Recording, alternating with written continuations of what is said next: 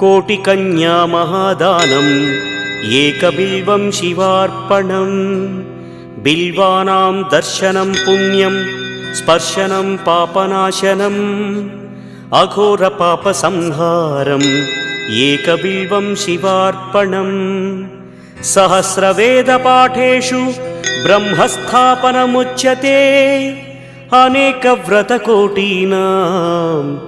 एकबिल्वं शिवार्पणम् अन्नदानसहस्रेषु सहस्रोपनयनं तथा अनेकजन्मपापानि